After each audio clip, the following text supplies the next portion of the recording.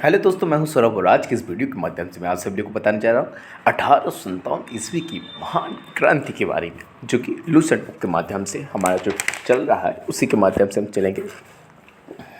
1856 में अंग्रेज़ों की पुरानी बंदूक ब्राउन प्रेस के स्थान पर एनफील्ड राइफल का प्रयोग करने का निर्णय लिया गया।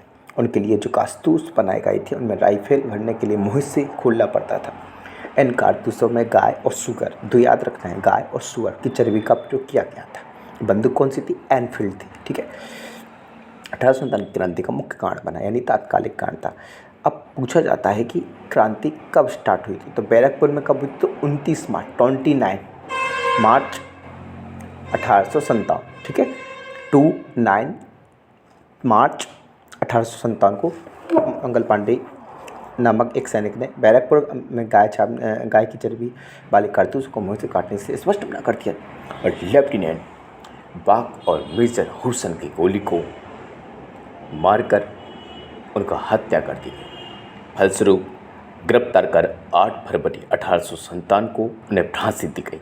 ये पूछा जा सकता है कि हमारी मंगल पांडे को फांसी कब मिली थी, तो अप्रैल में मिली थी। ठीक है, मार्च में हुआ, एक महीने बाद अप्रैल में 8 अप्रैल 1857 को फांसी दे दी गई।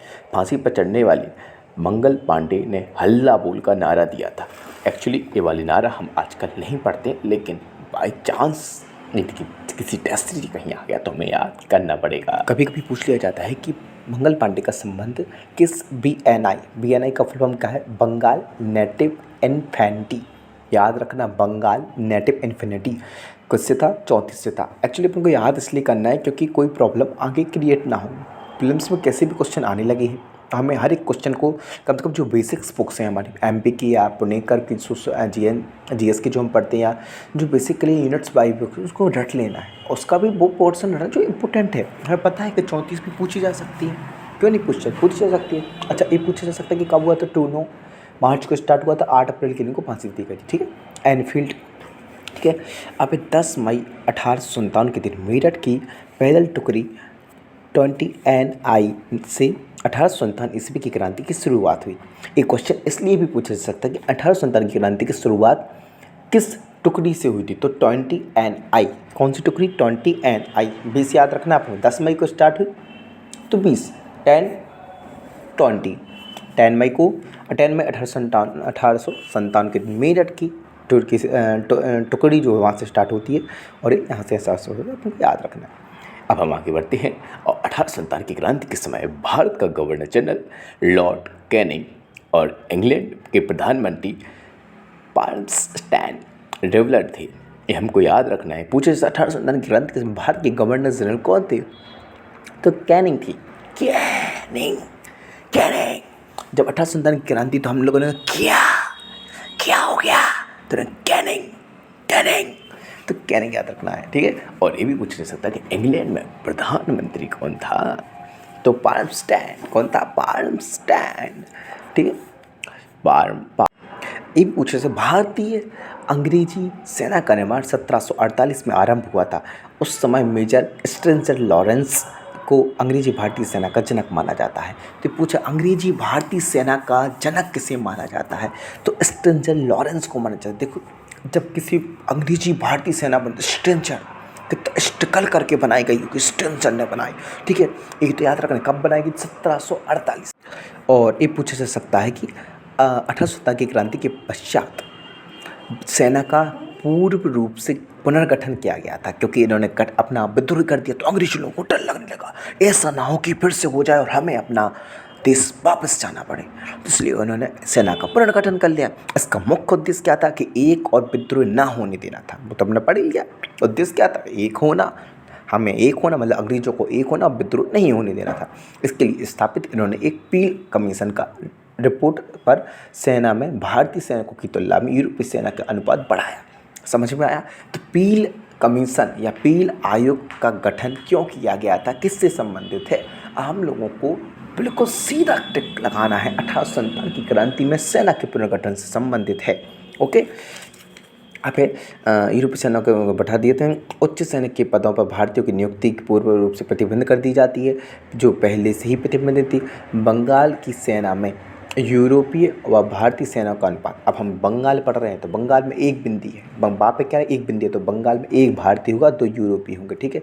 अब बम्बई और मद्रास, देखो बंगाल इस तरफ है, थोड़ा सा आपको ये याद रखना पड़ेगा बंगाल, ठीक है। ऐसा का गाल गाल दो होते हैं ना, तो गाल हमारे दो हैं, भारतीयों के दो गाल हैं, तो भारत के दो भारतीय दो रंग, बंगाली के रंग है, ठीक है।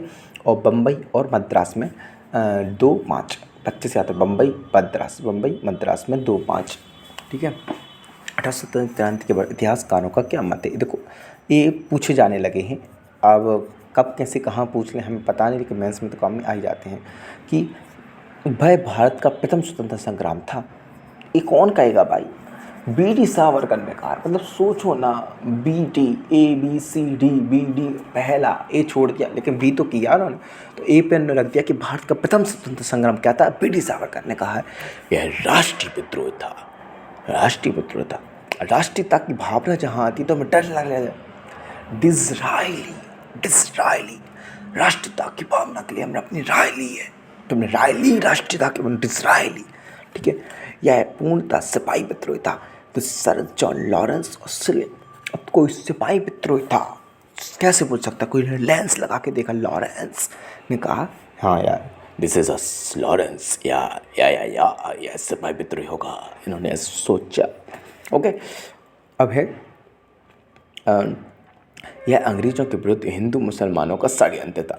कौन कहेगा यार, मतलब एक बिल्कुल चित्तू सी बात है कि हिंदू मुसलमानों के विरुद्ध किया गया होगा, तो कौन, आउटरम और ट्रिलर ने कहा है। देखो बिल्कुल आउट समझा रहा कि यार बिल्कुल अभी भी चल रहा है, कितना आउट ऑफ चल रहा है कि हिंदू मुस्लिम के लिए क्या गया हुआ, तो आउटरम और ट्रिलर ने कहा था, ठीक है।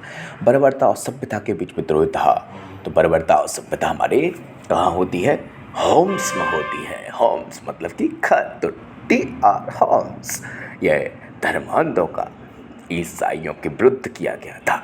मतलब क्या यार, मतलब पहले धर्म वो बना दिया, हिंदू मुस्लिम वाला बना दिया, तो पहले लॉरेंस और टेलर ने किया होगा, कहा होगा, लेकिन अब धर्मांध ईसाइयों वाले, ईसाई की बात करेंगे तो ELR रीस मतलब रीजन मतलब धर्म मतलब ईसाई, ओके। अब आगे बढ़ते हैं कि बिहार और अवध तथा अन्य स्थानों के व्यक्तियों को जिन्होंने 1890 की क्रांति में भाग लिया था, गैर लड़ाकू घोषित कर दिया गया। किस किस को गैर लड़ाकू घोषित किया गया, बिहार और अवध, याद रखना है हमें। बिहार किसका है, गौतम बुद्ध का है, ठीक है, जैनों का भी है। अवध किसका है, अवध में ऐसा ऐसा आता है ना, गाना सुना है ना, तो राम से संबंधित, तो राम और गौतम से संबंधित, राम और गौतम बुद्ध और जैनों से संबंधित ये दो क्षेत्र हैं। उन स्थानों पर व्यक्तियों ने जिन्होंने 1870 क्रांति में भाग लिया, तो गैर लड़ाकू घोषित किया गया था। उनकी संख्या सेना में कम कर दी गई थी तथा सिख, गोरखा और पठानों को जिन्होंने तक दबाने में अंग्रेजों की मदद की थी, उन्हें लड़ाकू जाति घोषित किया, मतलब कि सिख थे और गोरखा थे और पठान थे।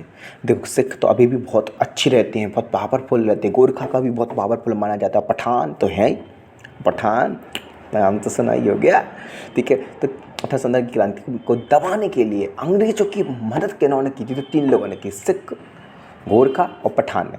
तो इन तीनों को क्या कहा गया, लड़ाकू जातियाँ कहा गया। अब अपन को ये याद रखना है कि लड़ाकू जाति वो कहलाएंगी जिन्होंने अंग्रेजों का साथ दिया, और गैर लड़ाकू जातियाँ वो कहलाएंगी जिन्होंने अंग्रेजों का साथ नहीं दिया। और अब हम बढ़ते हैं आगे की ओर।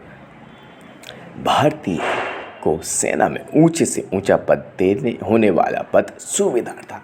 तो सूबेदार था सबसे ऊंचा पद, हमें याद रखना है कि सूबेदार का पद हमारे डॉक्टर BR अम्बेडकर के फादर, वो भी एक सूबेदार थे, ओके। हुई रूच ने रानी लक्ष्मी की वीरता से प्रभावित होकर कहा था कि क्रांतिकारियों में भाई तो अकेले पड़ते हैं। भारत का स्वतंत्रता संघर्ष के महत्वपूर्ण तथ्य।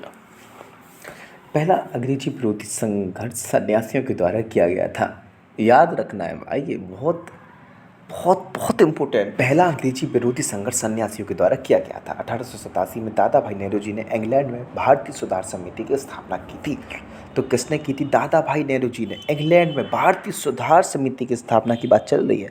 अब ये सोचो, कोई दादा ही तो होगा जो इंग्लैंड में रहकर भारतीय सुधार की बात करेगा, और सुधार कौन करेगा?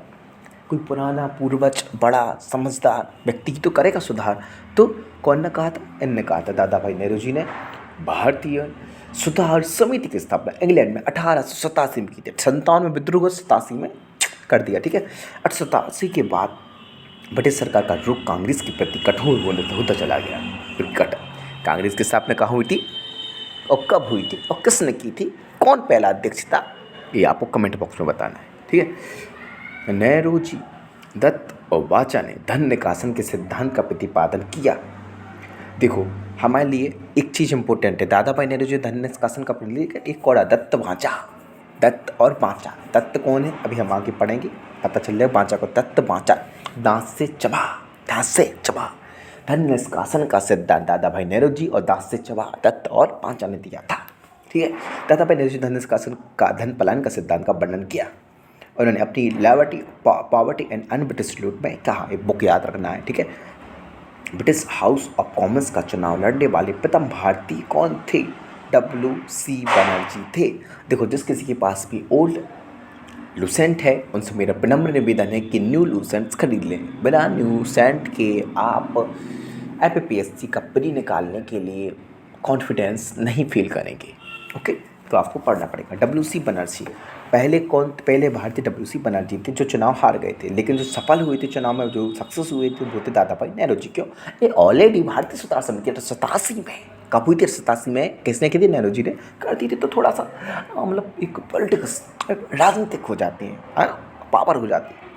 तो इन्होंने जीत ली थी और लिबरल पार्टी के उम्मीदवार के रूप में फिन्सबरी से चुनाव जीता था। किससे जीता था? याद रखना है, लिबरल पार्टी था। और लिबरल पार्टी की अब आपको बताना है कि 1857 के विद्रोह के समय पे प्रधानमंत्री कौन था। तो 1857 के समय पर इंग्लैंड के प्रधानमंत्री पाल्मस्टैन थे, ठीक है। तो आगे बढ़ते हैं। लॉर्ड कर्जन ने 20 जुलाई 1905 को बंगाल विभाजन का निर्णय की घोषणा की थी और बंगाल विभाजन के विरोध में 7 अगस्त 1905 को कलकत्ता के टाउन हॉल में स्वदेशी आंदोलन की घोषणा की गई थी। तो स्वदेशी आंदोलन कब हुआ था? 785 कितने? 785 785। और यह बंगाल विभाजन 16 अक्टूबर 1905 को प्रभावी हुआ। इस दिन पूरे बंगाल में शोक दिवस मनाया गया। रविन्द्रनाथ टैगोर के आह्वान पर इस दिन को राखी दिवस के रूप में मनाया जाने लगा। स्वदेशी आंदोलन में वंदे मातरम विभाजन नहीं चाहिए, बंगाल एक आदि किनारे लगाए गए थे। स्वदेशी आंदोलन का विचार सर्वप्रथम कृष्ण कुमार मित्र के पत्र संजीवनी में 1905 को प्रस्तुत किया गया था। आंध्र के डेल्टा इलाकों में स्वदेशी आंदोलन को वंदे मातरम आंदोलन के नाम से भी जाना जाता है। किस नाम से जानते हैं? आंध्र के डेल्टा इलाकों में वंदे मातरम के नाम से भी जाना जाता है, क्योंकि वंदे मातरम का नारा दिया गया था किसने? रविन्द्रनाथ टैगोर ने। स्वदेशी आंदोलन को दिल्ली के नेतृत्व सैयद हैदर रजा ने, मद्रास में चिदम्बर पल्ले ने, पूना मुंबई में तिलक ने, पंजाब में लाला लाजपत राय ने किया था।